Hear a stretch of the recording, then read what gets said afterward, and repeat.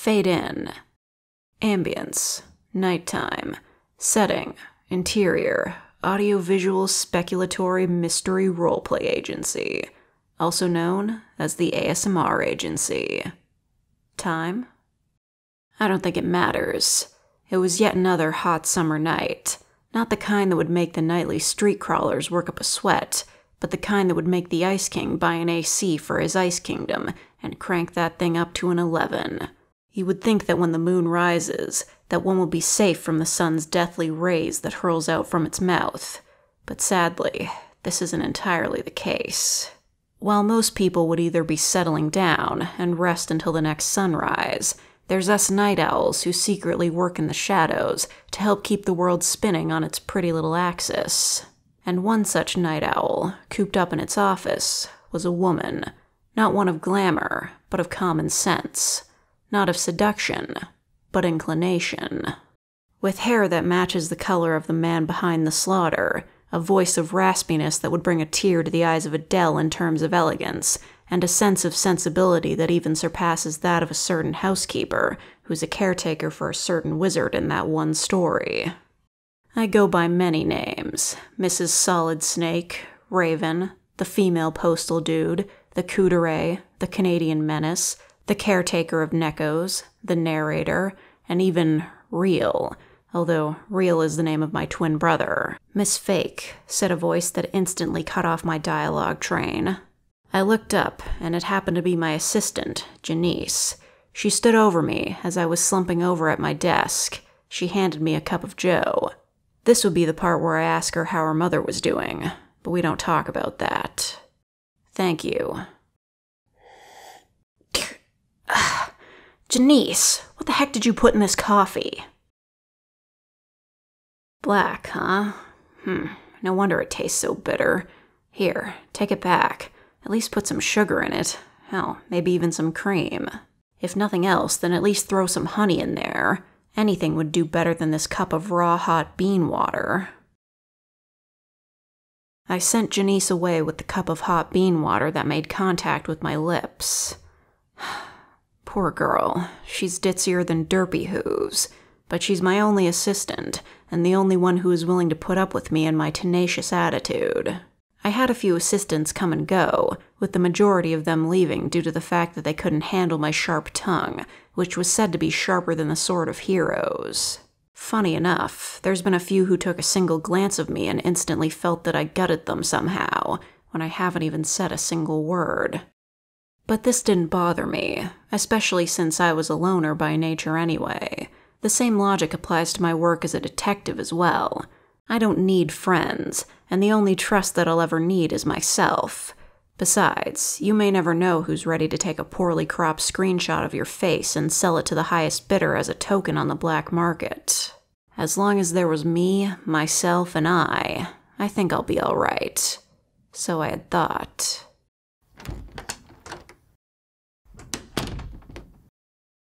Janice, took you long enough.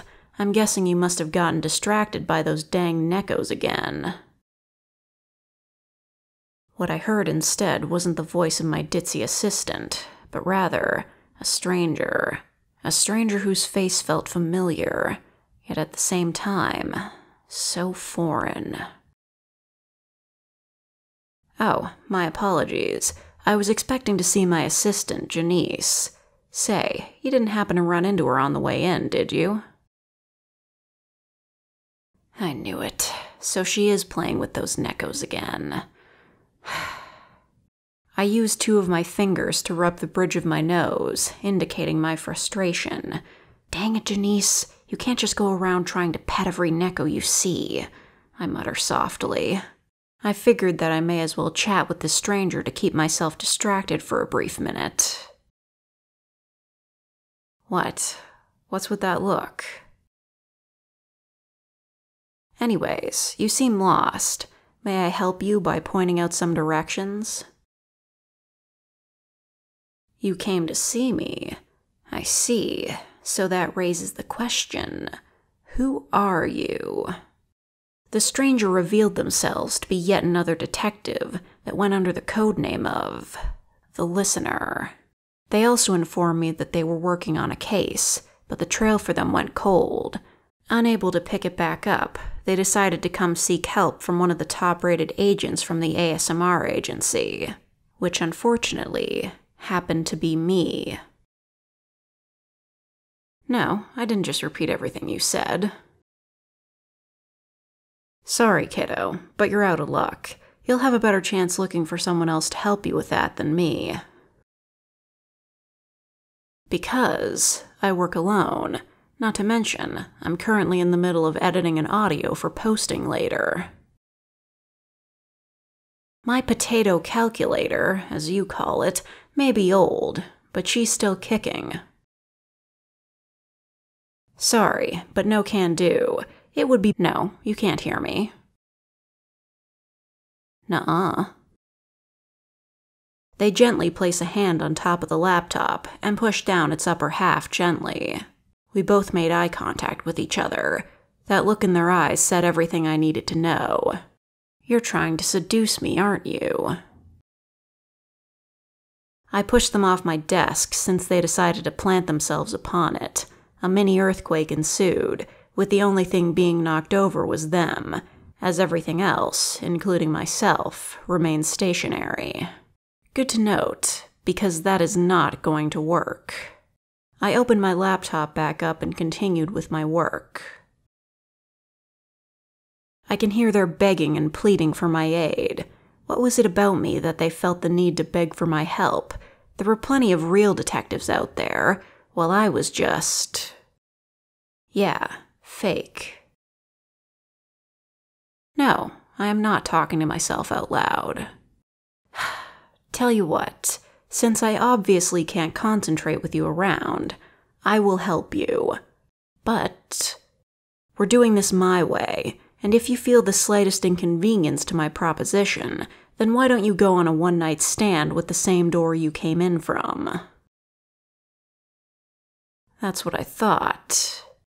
It's been a minute since I worked on a case like this one. I honestly wasn't looking forward to it. I asked them to show me what they got. They opened their trench coat and pulled out a handbag. While I was still trying to figure out the logic here, they pulled out various things such as folders that contain files, pieces of evidence neatly sealed in one of those Ziploc bags, and a cup of joe. They nudged me to take a sip, so I did. Not bad. Definitely better than that cup of hot bean water I had earlier. I think I'm going to like this kid. Fade out.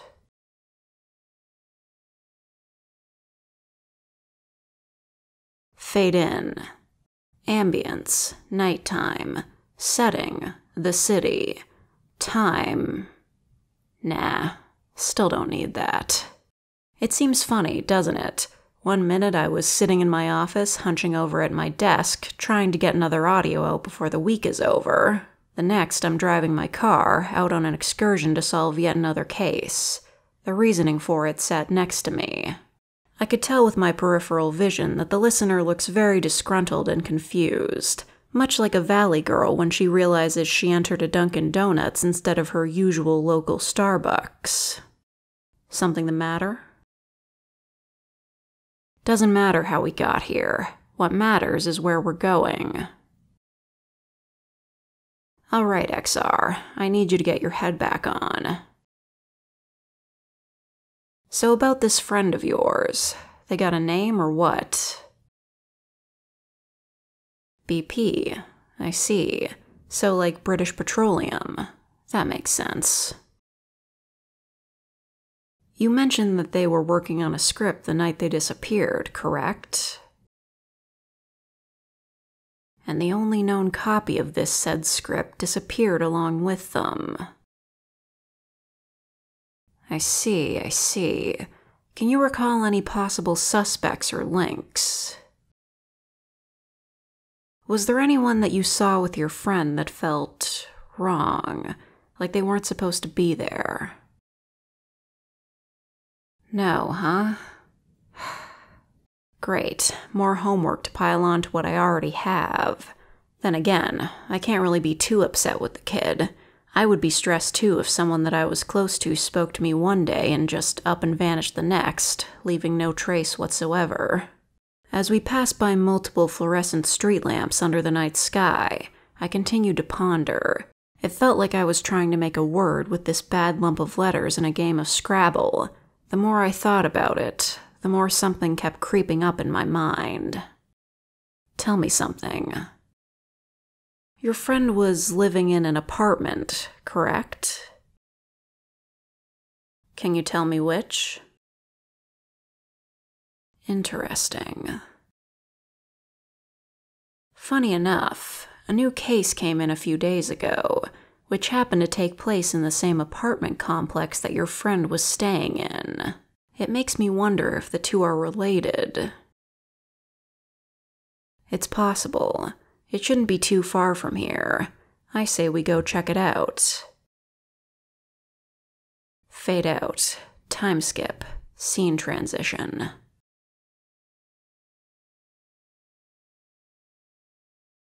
Fade in. Setting. The outskirts of an apartment complex. Time? Still don't feel like inserting that in here. Once I put the car into park, I opened the door and stretched my legs out first, then the rest of my body followed suit. I closed the door behind me and looked at the massive, yet disheartening facility that was the Conan Doyle's multi-accommodation chambers, also known as the seedy apartments. My partner, for the time being, stepped out of the vehicle as well. She's a beauty, ain't she? I agree. It's definitely a bit of a stretch. This place has seen better days, that's for sure. May as well head inside. It won't help if we're just standing out here, looking like salespeople. All right, apartment 221B. Yep, just like how I remembered it. Well, according to the police reports, the story went as follows. Our poor victim was named Annie. As she laid back and relaxed, she had no idea that her structure for safety was about to collapse. A mysterious individual decided to pay her a visit, knowing good and well she had punched her last ticket. As he came into the window, the sound became a crescendo. As a struggle began in the apartment, bloodstains appeared on the carpet. She tried to make a breakthrough, but sadly, was unable to. So as a last-ditch effort, she ran into the bedroom, failing to realize that she had sealed her doom. By the time the police arrived, they asked Annie if she was okay, but she couldn't respond, as the smooth criminal had already left and made her day. What? You see, the reason I brought that up and dragged you here is because I believe that the two are connected. I checked the date for both Annie's assassination and your friend's disappearance, and what struck me as odd was that the two were basically a week apart from each other. Maybe. It could be a coincidence, but some eyewitnesses mentioned seeing a mysterious figure in a white suit with a blue armband, a blue button-up shirt, white pants, white tie, and a white fedora with a black stripe. Here's a sketch of the potential suspect. A cosplay suit. Had in his what? As if they suddenly remembered that they left the stove on, the listener bolted out of the apartment. I quickly followed suit. By the time I caught up with them, they had forced their way into BP's apartment. As if the store had suddenly announced its time for closing, they hastily searched through a closet. What's gone? The suit was gone, along with their friend BP, and with Annie's body only being visible in that apartment a week after, this could only mean...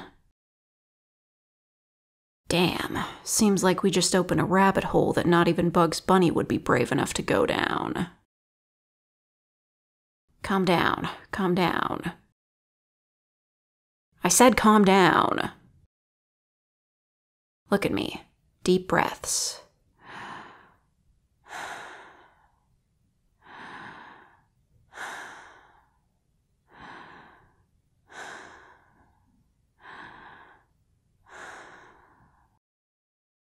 Better? Good. Now, tell me where your friend got the suit from. Online, huh? Drat. I bet he got it from Amazon or something. Wait, from eBay? And he met the person he bought it from? Please tell me you at least got their contact info. Yeah, good call. Checking their computer might give us what we need.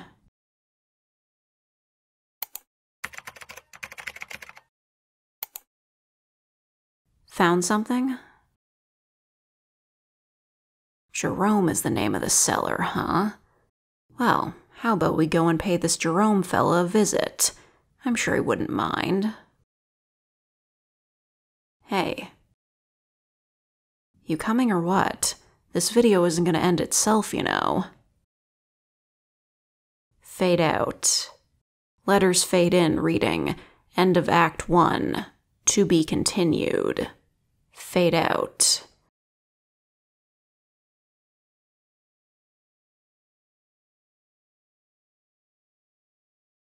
I'm sorry, they tried to close my laptop? Them's fightin' words. The hinge is almost broken. If you close it without being careful, I almost broke my laptop. I'm very mad.